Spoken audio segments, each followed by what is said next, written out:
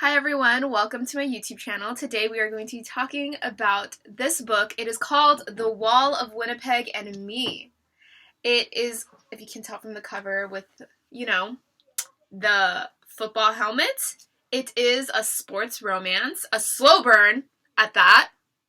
This book is freaking thick as hell. It is one of the thickest, longest, that's what she said, romance books that I have read in a while, or maybe ever, and is also my first Mariana Zapata novel. She is apparently the slow burn queen, but I can see why. I really liked this book. It was very, very slow burn. There is a lot of internal monologues, but because you love the protagonist, and it's a first-person point of view, it's not annoying to read this internal monologue. So first, let's talk about what this book is about. So it's a sports romance, like I said. It is about the assistant to a football player. The assistant's name is Vanessa.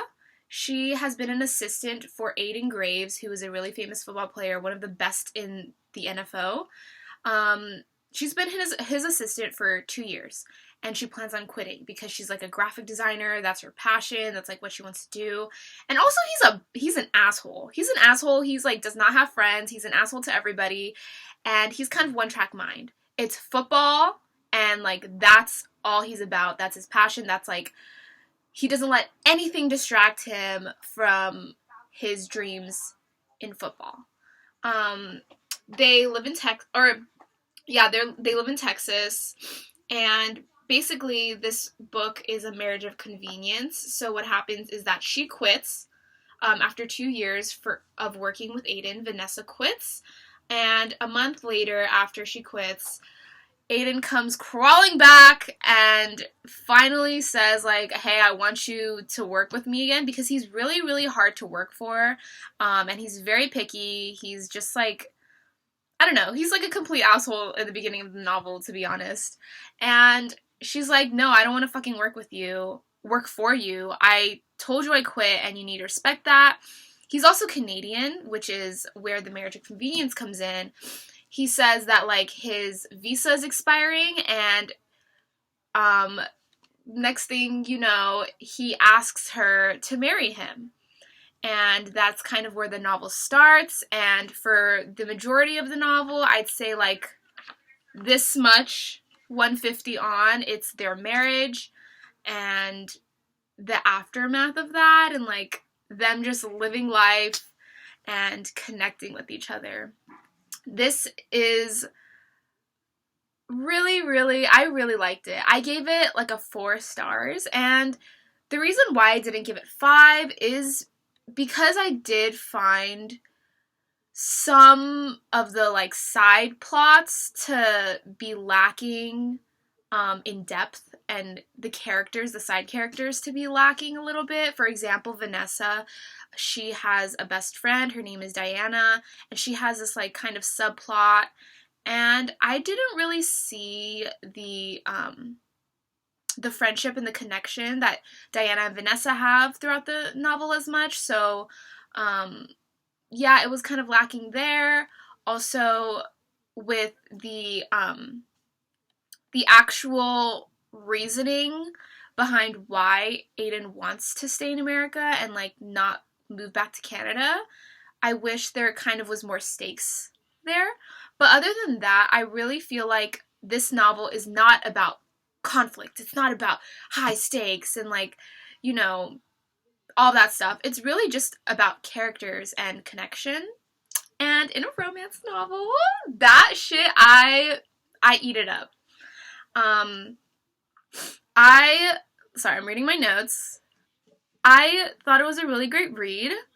And the thing I really loved about this book is that by the end, and this is what I love about all good romance books, is that when I finish a romance book, I want to sit and I want to think about their relationship and think, yep, I can confidently say that they will stay together after the novel is over. Because there's a lot of um, books that the characters are kind of like, I don't know, toxic, and I debate, like, are they really gonna stay together forever, you know?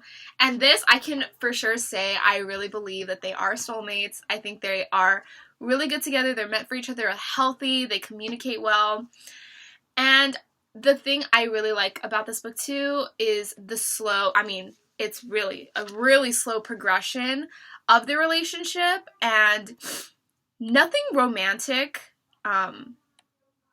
really happens until, like, the last fifth of the book. What I mean by that is, you know, like cuddling or, you know, all this stuff. I will give a tiny little spoiler. I think the book really, really picked up relationship-wise for me during Christmas time. Oh, that's so cute. It was so cute, that scene during Christmas, and after that, it was just a really beautiful, slow progression of their relationship, and I really liked that. The tropes that are in this book is grumpy sunshine. Aiden is maybe one of the biggest grumps that I've ever read. He is, like, grumpy.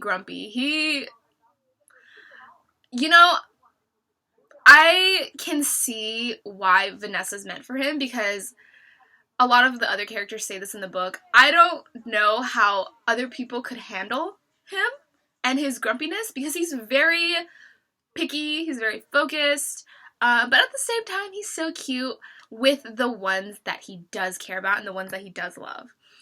Which is also leads me to the next trope that is in this book, is the I hate everybody but you trope. I love it. I love that. I love that trope because it just makes, I don't know, the characters feel so special. The touch her and I'll break your face trope. There's the one bed trope, which happens multiple times in this book, and the girl falls first as well. The one thing I will say about this book is, because Aiden was such a dick in the beginning, whenever he did the bare minimum, I mean, he did more than just the bare minimum towards the end of the book, but, like, in the middle and, like, as you get through, when he's doing the bare minimum, Vanessa just, like, praises him, like, oh my god, he's doing the bare minimum for me? And she gets so excited about it, which I'm just like, girl, the standards are on the floor. Like, this is the bare minimum, girl, but okay, he's cute anyway, and other than that, you know, he's a great book boyfriend, and I love how special he makes Vanessa feel, because he does not let a lot of people enter his life. I was gonna say something else. Oh, about the conflict of the book. So, you know, with marriage of convenience stories, this is the first real time I've read a marriage of convenience, and I really expected there to be a lot more conflict, or a lot more, like, I don't know, I expected there to be a lot more conflict when it came to them trying to fake it, you know, or maybe like immigration officers and things like that. But the marriage was really just like a tiny reasoning for them to be together. Like, it wasn't really that big of a deal. You know what I mean? I don't know if that makes sense. Like, I feel like the marriage was just a plot point for them to be in close proximity with each other.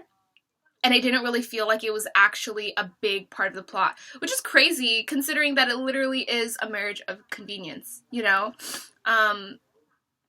And yeah, overall, this book is really, really cute. It's my first Mariana Zapata. I definitely will be reading more from her. If you want to see what I said on Goodreads, I do have a Goodreads account. My Goodreads is just my name, I believe. It's like diemmi space le, diemmiaile. And yeah, thank you so much for watching. Please, if you have not read this book, pick it up. I would suggest it. I think it was really great. It felt, even though it is a 600-page book, it feels like it goes by so quickly. And every single page is really interesting, and you want to stay in the story and stay invested, because it's like even though not a lot happens throughout, a lot happens at the same time. It's like through the subtleties of the actions and like the way that they communicate with each other, and it's really, really like, I don't know if I could say realistic, but that's what I'm gonna say. It's really realistic and wholesome. So please, if you have read it, let me know what you think in the comments, and I will see you next time.